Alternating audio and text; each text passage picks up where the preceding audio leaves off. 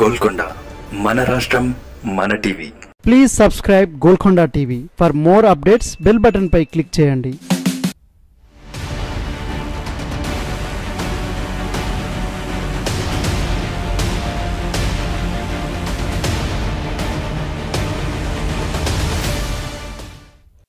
ఉత్తరాంధ్ర టీడీపీలో సీనియర్ నేతలకు పొలిటికల్ గా రిటైర్మెంట్ ఇచ్చేశారా అన్న చర్చ నడుస్తోంది.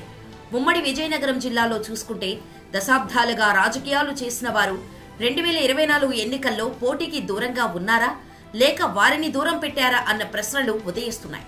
విజయనగరం జిల్లా అంటేనే కేంద్ర మాజీ మంత్రి పూసపాటి అశోక్ గజపతిరాజు ఠక్కున గుర్తుకు వస్తారు. ఆయన జిల్లా రాజకీయాలను 4.5 దశాబ్దాలుగా శాసించారు.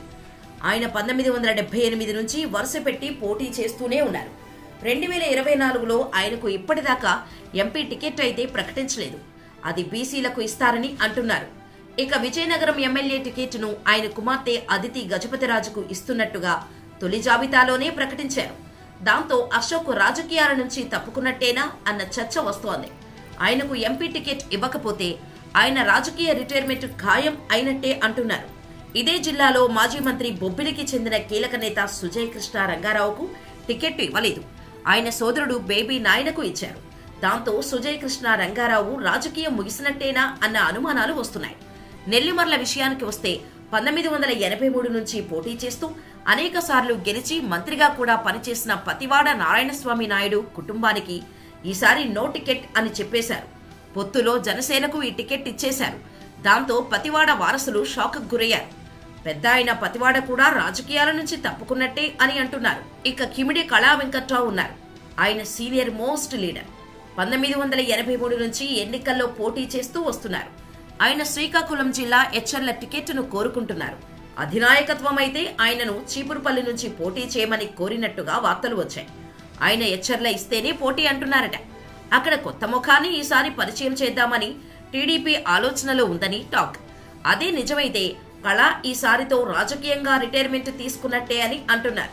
అలాగే మాజీ మంత్రి గుండా అప్పల్ సూర్యనారాయణ కుటుంబానికి కూడా ఈసారి శ్రీకాకుళం టికెట్ డౌట్ అని అంటున్నారు. అక్కడ గోండు శంకర్ అనే యువనేతను టీడీపీ హైకమాండ్ ప్రోత్సహిస్తోంది.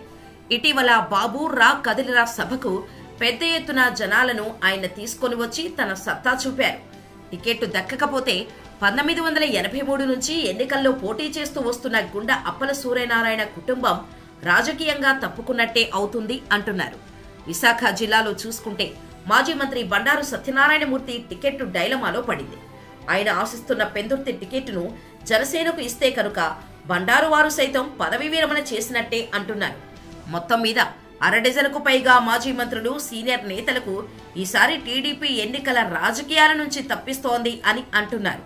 వీరి ప్లేస్లలో కొత్త ముఖాలు కనిపిస్తున్నాయి.